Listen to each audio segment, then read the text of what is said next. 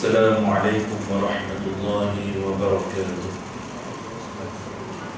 Bismillahirrahmanirrahim. Alhamdulillahi rabbil alamin. Wassalatu wassalamu ala asyrafil anbiya'i wal mursalin, sayyidina wa maulana Muhammadin Thahal Amin, wa ala alihi wa sahbihi at-tayyibin at-tahirin. Allahumma 'allimna ma jahilna wa dhakkirna ma nasina wa anfa'na bima 'allamtana wa zidna 'ilman ya akramal akramin. Allahumma la sahla illa ma ja'altahu sahla wa anta ya hayyu ya qayyum taj'alul hazna idza syi'ta sahla. Nas'alullah an yukrimana wa yarzuqana niyatal ikhlas fil qawli wal 'amal. Allahumma ansur ikhwanana fi Palestin waltuf bihim wansur 'alaihim ya arhamar rahimin, washfi mardana bi rahmatika ya arhamar rahimin. Akhlis sunniyah lillahi ta'ala. Sama-sama kita mengikhlaskan niat di hati kita semata-mata kerana Allah subhanahu wa ta'ala. InsyaAllah hari ini kita masuk pada soalan yang ke-27 daripada kitab Aqidatul Muslimin. Kata pengarang, mad dalilu ala anna sawtal mar'ati laysa awrah. Al-jawab, qala ta'ala wa qulna qawlan ma'rufa, Surah Al-Ahzab.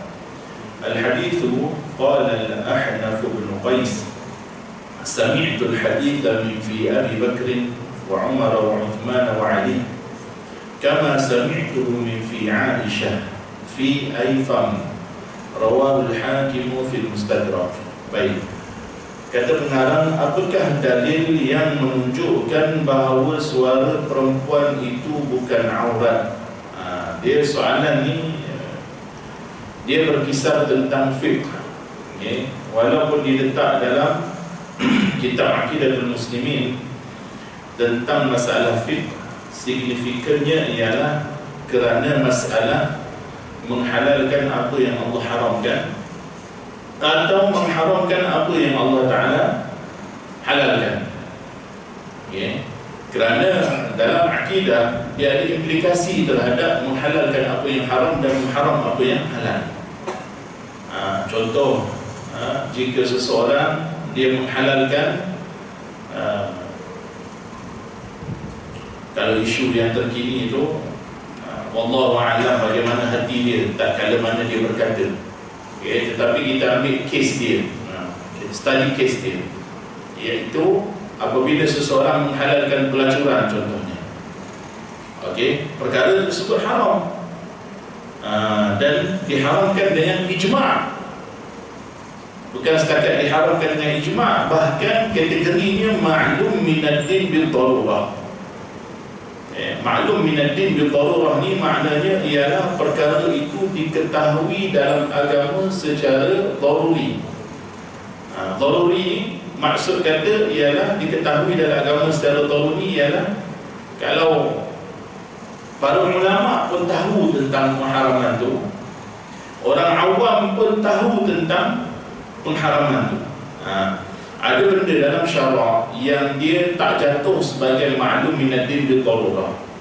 Boleh jadi ada benda yang ulama tahu tapi orang awam tak tahu.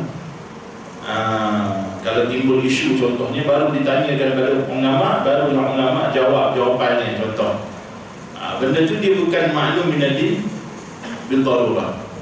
Ada benda yang dia maklum minaddin bidarurah. Contohnya pengharaman zina, pengharaman arak, kewajipan solat fardu 5 waktu. Tak mungkin seorang dalam Malaysia, negara yang majoritinya adalah umat Islam, tiba-tiba dia kata solat 5 waktu ni tak wajib. Contoh. Kemudian dia kata, mana boleh cakap macam tu? Ijma' para ulama solat 5 waktu hukumnya adalah wajib. Saya tak tahu. Ketidaktahuan itu tidak dimaafkan. Ketidaktahuan itu tidak dimaafkan kerana dia duduk dalam Malaysia. Orang Islam, lahir sebagai Islam, duduk dalam Malaysia, maka kejahilan seperti itu tidak dimaafkan kerana perkara itu maklum minaddin bidarurah. Mungkin ada benda yang bukan maklum minaddin, yang maklum minaddin bidarurah. Jadi kalau seorang itu tersalah anggap tentang sesuatu perkara, tersalah anggap kerana tentang sesuatu perkara, maka asal dia mungkin hukum perkara tersebut adalah haram. Dia menyangka benda itu halal, atau dia menyangka benda itu halal tapi sebenarnya benda itu adalah haram. Contohnya, kerana benda itu bukan maklum minaddin bidarurah, maka tidak sampai tahap dia dihukumkan kufur kerana dia tidak mengetahui perkara tersebut. Tapi kalau masalah maklum minaddin bidarurah ni bukan masalah yang ringan. Bukan masalah ringan. Kalau kita tanya pada anak-anak umur 11 tahun, 12 tahun, dia tahu arak haram, zina haram, mencuri haram.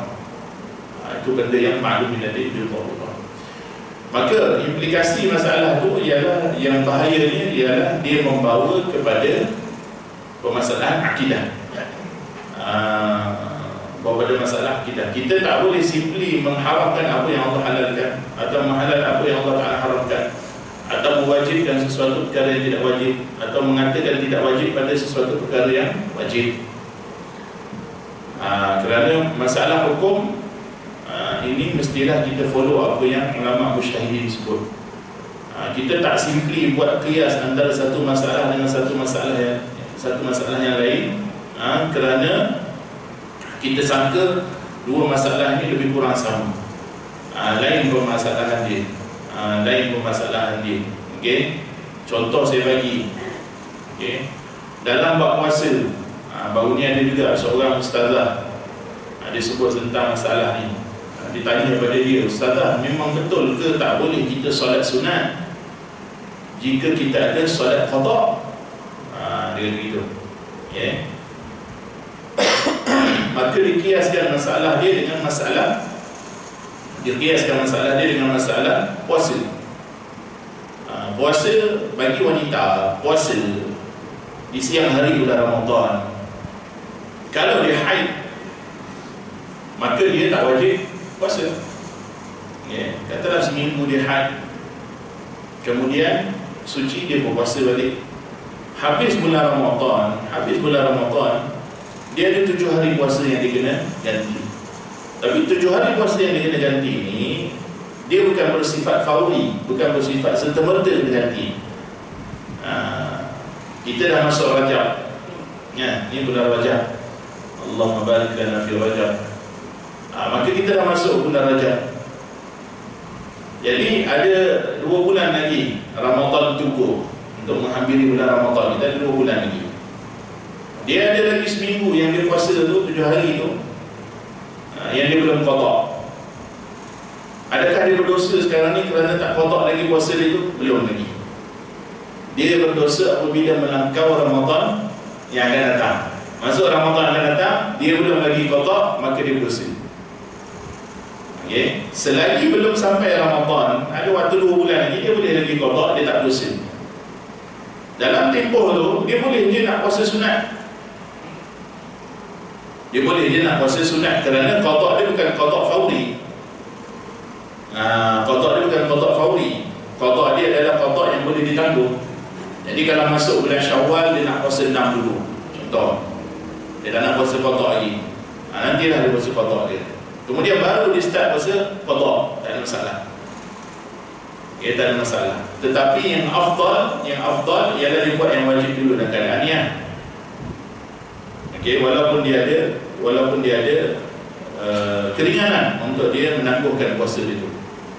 Tapi dalam masalah solat yang ditinggalkan dengan sengaja, solat, okey, yang ditinggalkan dengan sengaja, tak boleh kita kata seorang tu boleh dia solat sunat sedangkan dia masih ada lagi solat qada yang dia tinggal dengan sengaja waktu muda dulu. Tinggal dengan sengaja ni, maknanya sengaja tinggal ataupun dulu dia jahil. Dia jahil tentang masalah-masalah, rupanya solat dia dulu tak sah, contoh. Maka wajib dia qada solat-solat ini serta merta. Serta merta ni dengan erti kata lain, jangan dia buat solat sunat sebelum dia menghabisi solat qada dia. Tarawih dia mula 20 rakaat tapi subuh banyak lagi yang dia belum qada. Dia kena buat subuh. Kerana bila dia mati, solat mana yang akan ditanya oleh Allah? Solat subuh. Kalau orang tu sepanjang hidup dia tak pernah buat solat tarawih, adakah dia akan diazab kerana dia tak buat solat tarawih? Tidak. Sepanjang hidup dia tak pernah solat tarawih, adakah dia akan diazab? Tidak. Sepanjang hidup dia tak pernah buat puasa 6 bulan Syawal, adakah dia akan diazab? Tidak. Tapi kalau dia tak buat puasa Ramadan, dia akan diazab tak? Ya, diazab. Dia berhak diazab. Kita istilah dia berhak diazab, yastahiqul azab. Kalau dia tak solat subuh 20 tahun, jahil, zaman rock contoh, kan, tak sembahyang subuh, langsung sengaja meninggalkan subuh, sengaja meninggalkan zuhur, sengaja meninggalkan asar, kemudian dia berubah, contohlah pada pandangan dia sedang melakukan perubahan, kemudian dia sibuk dengan amalan sunat, fahuwa maghrur. Kata ulama, man syaghala nafsahu bil wajibati wa taraka an-nawafila fahuwa ma'dzur.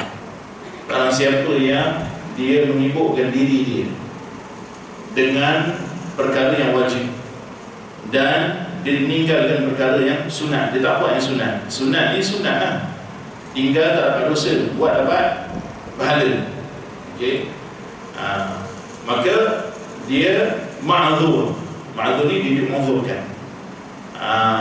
Tetapi wa man syaghala nafsahu bin nawafili wa taraka al-wajibat fa huwa maghrur. Siapa yang sibukkan diri dengan amalan sunat kemudian tinggal yang wajib, maka dia maghrur, ditipu daya. Tipu daya syaitan, dia punya tipu daya. Kita jangan sangka dia tipu daya, dia suruh kita minum arak, main judi dan sebagainya. Bukan itu, dia tipu daya syaitan. Kadang-kadang syaitan tipu daya beritan dia itu dalam masalah agama, ibadah. Dia tipu daya kita. Maka seorang tu dia tipu daya jika dia menyibukkan diri dengan sunat sehingga dia meninggalkan perkara-perkara yang wajib. Sedangkan perkara yang wajib itu akan disoal di hari akhirat. Disalun yaumul qiyamah, dia akan disoal di hari akhirat kelak. Itu implikasi dia. Jadi dalam masalah hukum kita ada kias di antara satu masalah dengan satu masalah yang lain. Kalau kita tak faham, kita rujuk pada ulama, rujuk pada orang yang alim, yang mengetahui tentang perbahasan-perbahasan hukum. Okey. Maka kembali pada isu dia sekarang ni, kenapa didatangkan tentang isu suara wanita? Kerana ada golongan yang menganggap suara wanita itu aurat. Kalau kita biasa dengar lah, suara perempuan ni aurat, suara perempuan ni aurat. Pertama kita kena perlu faham dulu, okay, apa ta'rifan aurat? Apa ta'rifan aurat? Aurat ialah bahagian badan, juzuk daripada badan, bahagian daripada badan yang wajib ditutup dengan suatu lapisan kain atau seumpamanya, sehingga sekira-kira tidak menampakkan warna kulit asal pada jarak mukhatabah, pada jarak cakap. Kita ni ceramah kan, kalau tak ceramah kita sembang dengan orang, macam mana jarak dia? Kurang tu lah jarak tu, contoh kan. Jarak mukhatabah, jarak sembang, mana ada orang sembang berapa pipi bertemu pipi sembang ni ya. Itu bisik yang dia bukan sembang. Ya, sembang biasa. Yang mukhatabah, apa khabar? Assalamualaikum, apa khabar? Sihat, salam. Itu jarak mukhatabah. Pada jarak tu, jika dia melihat pada bahagian yang wajib tutup, pada bahagian itu tidak kelihatan warna kulit asal, boleh jadi seakan jarang. Okey, jarang ni pun banyak levelnya. Contoh orang pakai baju putih, contoh dia pakai baju putih, macam seluar ni contoh kan, seluar putih kan. Kalau dia pergi kat tengah matahari, nampak dia bayang-bayang tu kan, tapi nampak tak warna kulit asal? Tak nampak. Maka dia telah dikira sebagai menutup aurat. Okay. Dia dikira sebagai menutup aurat kerana dia telah menutupi bahagian yang wajib ditutup sekira-kira tidak menampakkan warna asal, warna kulit asal pada jarak mukhatabah. Bukan suruh tilik gegang kali tu tengok celah kain tu memang. Di jarak ni nampak. Okey. Maka kalau seorang telah tutup, kalau seorang telah menutupi bahagian tersebut, okey, kalau longgar itu sempurna, kalau ketat itu makruh. Kalau ketat itu makruh. Okey. Maka dia telah dikira sebagai menutupi aurat. Okey. Kalau dia pakai suatu pakaian, contohnya warna macam wanita pakai baju kurung. Wanita tak wajib dia pakai warna hitam semuanya, tak wajib. Okey, dia boleh saja memilih warna-warna. Selain daripada warna hitam. Kerana guideline ini ialah dia menutupi warna kulit. Kalau dia pakai selain daripada warna hitam, tidak menjadi pengharaman ke atasnya. Okey, jadi dia telah dikira sebagai menutupi aurat. Aurat wanita dalam mazhab Syafi'i apa dia? Seluruh tubuh kecuali muka dan tapak tangan. Okey, muka dari mana? Daripada tempat tumbuh rambut sampai tempat temu dua tulang rahang, iaitu dagu. Okey, anak telinga ke anak telinga. Maka yang bawah ni aurat.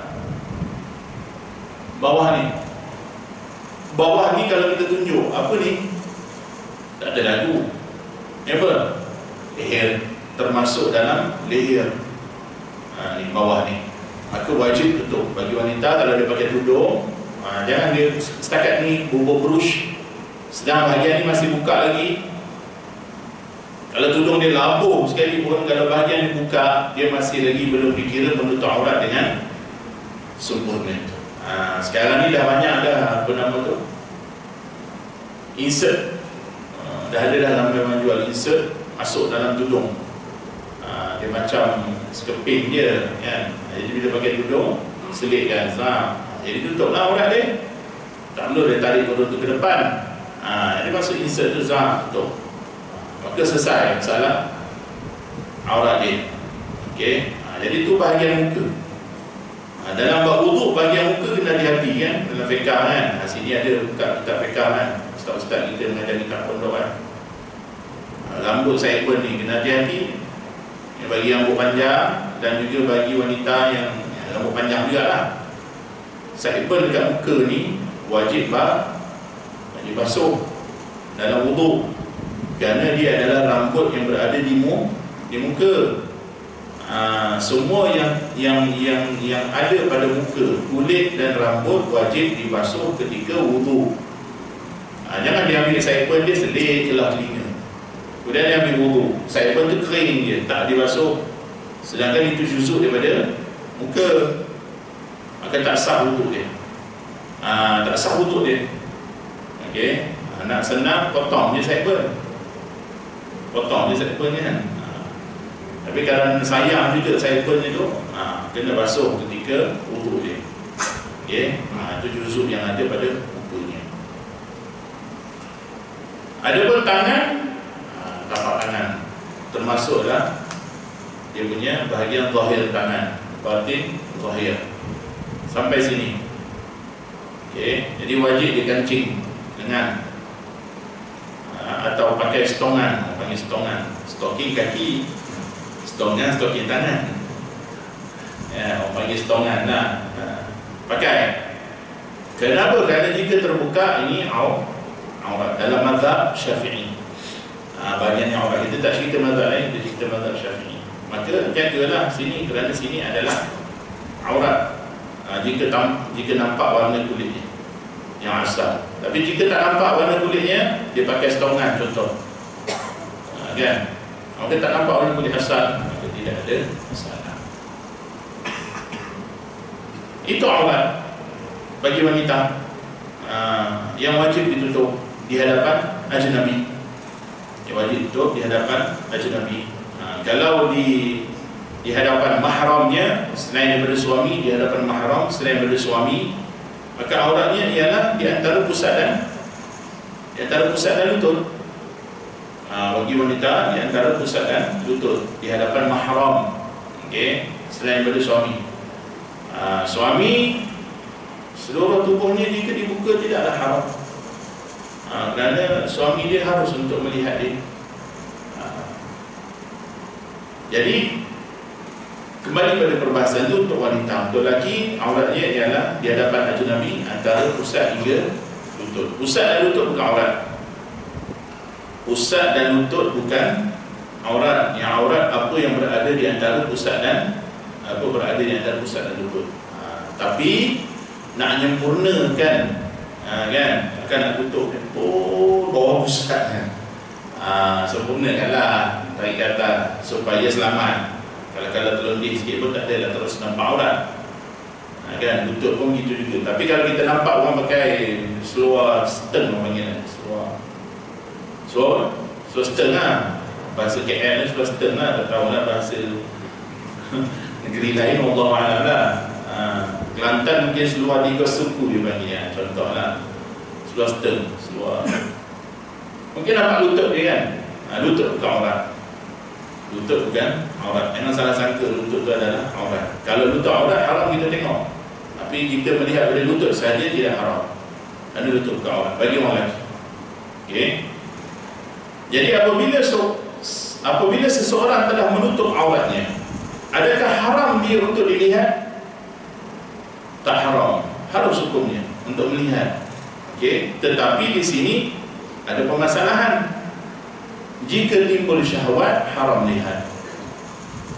Okay. Pandangan, jika pandangan itu pandangan syahwat, wanita tu dah tutup sempurna dah. Dia tengok wanita tu, syahwat dia. Kan salah wanita tu. Ada sebahagian golongan, dia buat hukum berdasarkan kepada nafsu dia. Oleh kerana nafsu dia yang bersyahwat, jadi dia mengharamkan di pihak sana. Contohlah, ada kes di suatu tempat lah, wanita tak boleh bawa kereta contohnya. Ini pendapat yang tidak ada dalam syarak. Haram wanita bawa kereta tadi. Ada satu kes lagi, haram wanita mandi laut. Itu kalau wanita dalam laut, dalam pantai, kemudian ada lelaki, walaupun lelaki tu dalam pantai, wanita dalam pantai atau kolam renang contohnya, mandi satu kolam renang, dia kata, maka itu dikira sebagai zina, dia kata. Ada fatwa-fatwa yang pelik. Sebab dia kata bila lelaki masuk dalam air, zakar dia kena air. Bila wanita masuk air, air masuk dalam faraj, maka jadi zina. Subhanallahilazim. Ini contoh orang yang buat fatwa tidak menggunakan qawaid dan tawabit yang telah diputuskan oleh para ulama. Maka dia buat hukum berdasarkan kepada nafsu dia. Dia asal ikut nafsu dia. Asal ikut nafsu. Jadi kita syarak, kita ikut syarak. Kita ikut syarak. Orang tak boleh wanita sebagai orang, tak boleh, haram, dia kata haram. Wanita pakai warna sekian-sekian, kerana warna sekian boleh menimbulkan syahwat bagi lelaki. Kau yang masalah syahwat, pergi haramkan untuk wanita. Tak boleh. Jangan kita kata haram pada benda yang tidak haram. Maka kesimpulan dia, bila kita sebut aurat, adanya benda wajib tutup. Dalam semua keadaan di hadapan ajnabi wajib tutup, kecuali pada keadaan-keadaan yang dirukhsahkan, seperti mendapatkan rawatan. Contohnya adalah dia punya guideline dia, kita tak ceritalah panjang. Seperti mendapatkan rawatan contohnya, maka harus untuk dibuka pada keadaan tersebut kerana darurat nak dapat rawatan, maka dibuka pada bahagian tu. Bukan suruh buka semua baju. Ini kadang pergi rawat kan, rawat kata buka semua baju, tinggal baju dalam ni. Mana boleh? Kalau sakit sini, buka sini je lah. Kalau sakit lutut, buka lutut je lah. Dibuka seluruh badannya. Kerana badan itu tidak berkeperluan untuk dilihat. Yang perlu dilihat bahagian yang sakit saja. Itu kembali masalah kita. Adakah suara wanita aurat? Bukan. Kalau suara wanita aurat, wajiblah wanita itu berdiam diri sepanjang di hadapan ajnabi. Kerana kalau terdengar suara wanita jadi haram, dosa dia. Maka hati-hati dengan istilah suara wanita bukan aurat. Kerana aurat itu benda yang aib. Dia panggil aib. Aurat ni daripada perkataan aib lah. Faham aurat ni bahasanya aib, benda yang benda yang cela. Tapi pada masalah syarak, benda yang wajib tutup. Adakah suara wanita itu benda yang wajib tutup? Kalau wajib tutup kan, maka wanita tak boleh berbicara lah. Pagi esok ni nasi lemak, ada dalam makcik jual nasi lemak, berapa ringgit nasi lemak ni? Pasal pun makcik dia cakap bisu ke? Ayam makcik tanya ayam. Ada bahagian apa? Paha ayam. Kalau bahagian dada, kan dah payah nak tunjuk itu. Kerana suara wanita bukan aurat, harus bermuamalah dengan wanita. Wanita tidak haram dia berniaga. Tak ada dalam syarak wanita haram berniaga. Harus untuk wanita berniaga, dan harus untuk orang lelaki membeli daripada wanita yang berniaga. Kalau tak keluar suara, macam mana nak berniaga? Kalau suara wanita aurat, wajib ditutup. Maka adakah mendengar suara wanita haram? Tidak. Kalau mendengar suara wanita haram, maka dosa kita bila kita mendengar suara wanita. Bahkan dalam syarak ada dalilnya. Tak kala mana Allah Ta'ala berfirman, wa qulna qawlan ma'rufa, pada isteri-isteri Nabi. Allah Ta'ala berfirman, dan berbicaralah, berkatalah wahai isteri-isteri Nabi dengan perkataan yang baik. Kalau isteri Nabi minta haram, kerana bagi isteri Nabi ada hukum khas. Bagi isteri Nabi. Tapi dalam masalah ni, bila suara isteri Nabi pun tak haram untuk didengari, maka apalagi yang selain daripada isteri Nabi, suara wanita bukan aurat, dalilnya daripada Al-Quran, wa qulna qawlan ma'rufa. Begitu juga ada hadis Nabi SAW yang diriwayatkan oleh Ibnu Majah. Ada sebahagian daripada wanita Ansar memuji Rasulullah SAW, betapa mulianya Muhammad sebagai seorang jiran.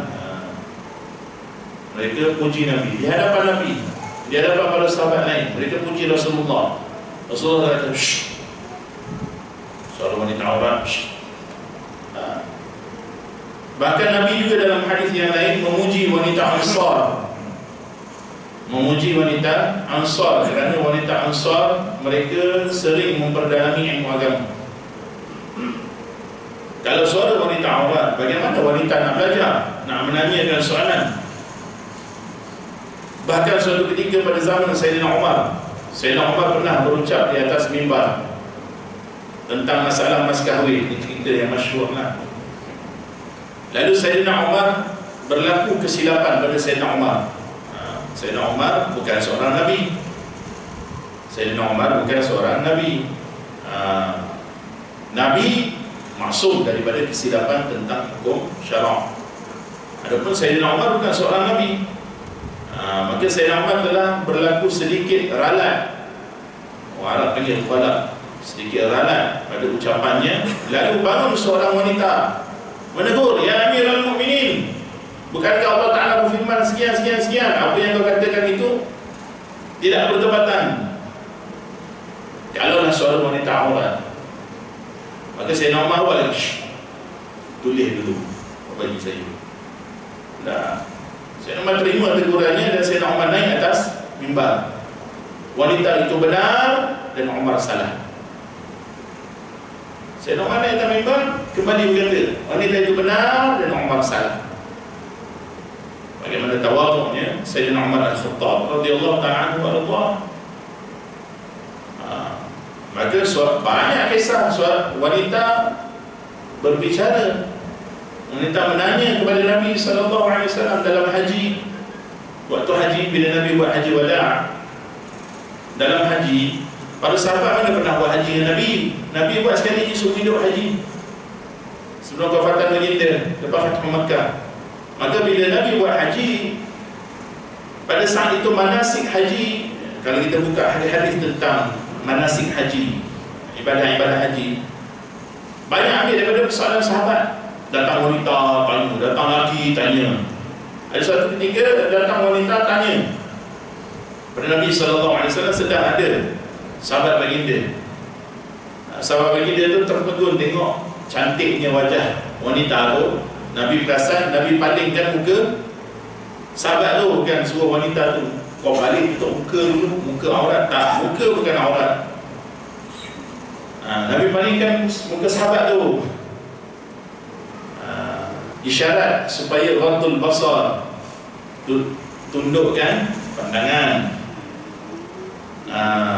Muka wanita tu cantik bukan salah dia, Allah cipta dia cantik. Yang masalah kita adalah kita tak jaga pandangan. Kita tengok muka orang, kita naik nafsu, kita pula fatwa yang muka cantik kena tutup muka. Tak boleh begitu.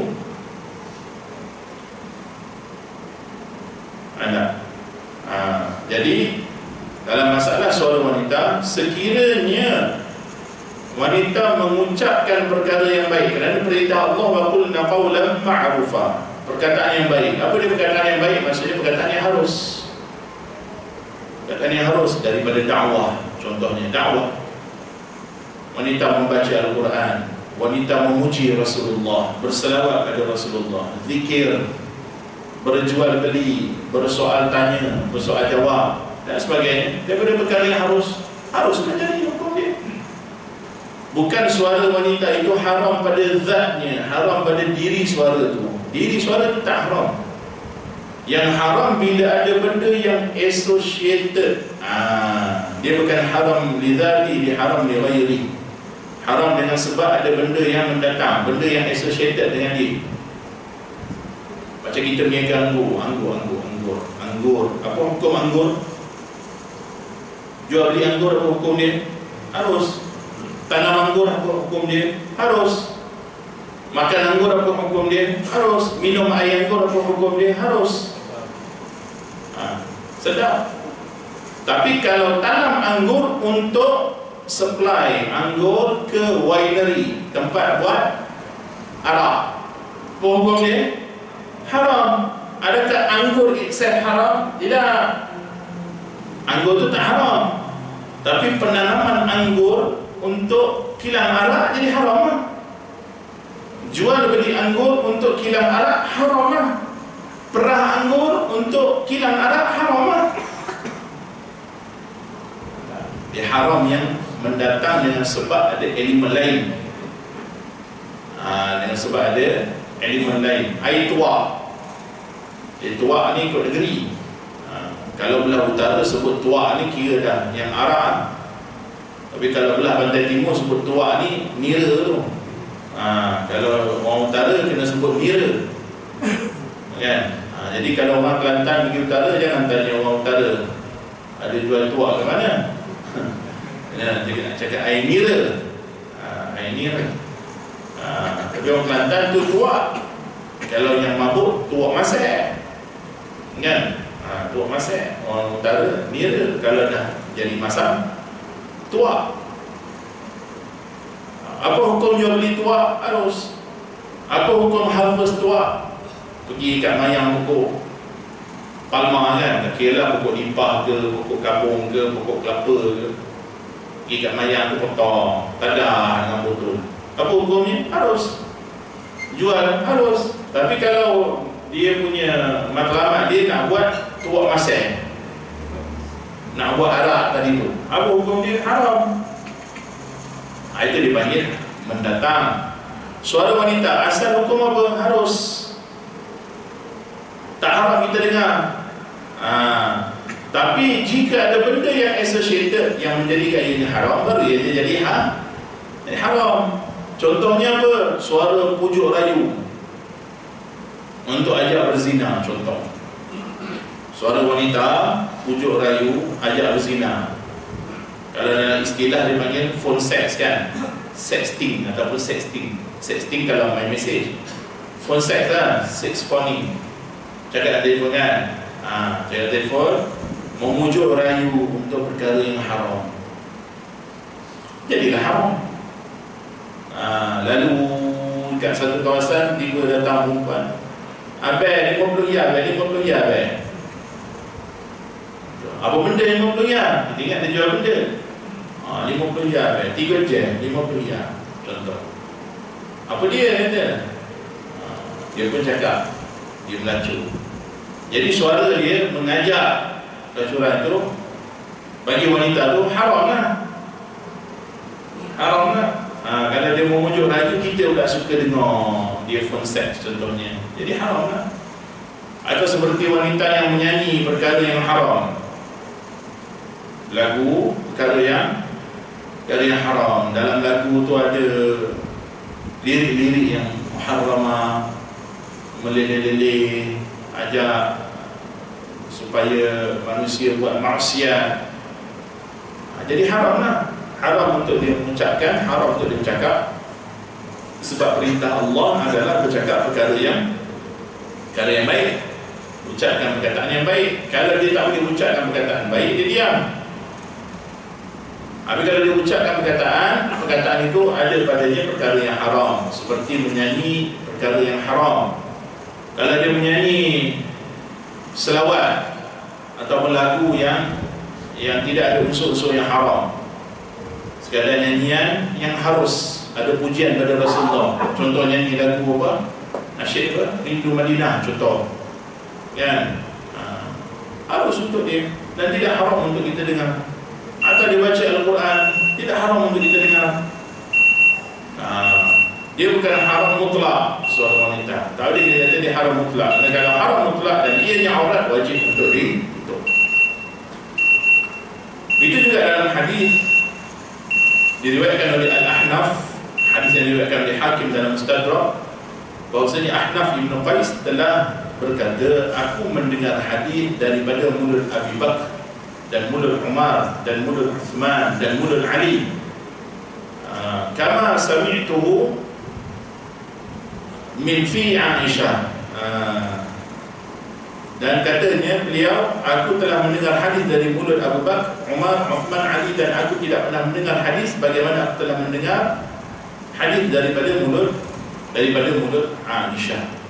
Maknanya dia mendengar juga hadis daripada mulut Aisyah, kerana Aisyah, Sayyidatuna Aisyah Ummul Mukminin radhiyallahu ta'ala anha wa radhaha, Setelah wafat Rasulullah, Aisyah banyak mengajar para sahabat hadis, meriwayatkan hadis.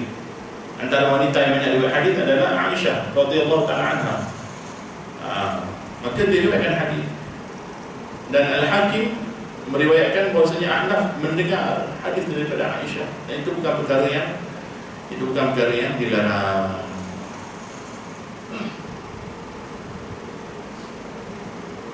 Dan ayat ini kata ulama, ayat ini general. Wa qulna qawlan ma'rufa. Ayat ini general, tidak spesifik pada mahram sahaja. Bila ayat general, am dikekalkan am, tidak ditakhsiskan benda yang am melainkan dengan dalil yang lain. Ada dalil yang lain melarang, barulah ayat itu ditakhsiskan, dikhususkan. Jika yang am umum, maka ayat itu dikekalkan umum. Maknanya boleh berbicara pada perkara yang baik dan tidak haram, dan suaranya bukan aurat. Jika suaranya itu digunakan untuk perkara haram, maka haram untuk dia menuturkan perkara yang haram. Itu adalah kaedah dia. Dan Aisyah radhiyallahu ta'ala anha tak kala mana meriwayatkan hadis dan mengajarkan para sahabat tentang ilmu agama yang diambil daripada Nabi sallallahu alaihi wasallam. Maka Aisyah berada dalam Masjid Nabawi, namun Aisyah mengajar di sebalik tabir. Suara Aisyah saja didengari oleh para sahabat. Itu adalah yang warid daripada kisah tentang Aisyah meriwayatkan hadis Nabi sallallahu alaihi wasallam. Baik, sampai sini saja.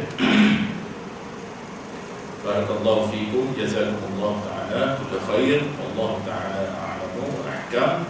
Aqulu qawli hadha astaghfirullah li wa lakum wa lil mu'minina wal mu'minat wal muslimina wal muslimat al-ahya'i minhum wal amwat bi rahmatika ya arhamar rahimin. Walhamdulillahi rabbil alamin. Assalamu alaikum warahmatullahi wabarakatuh.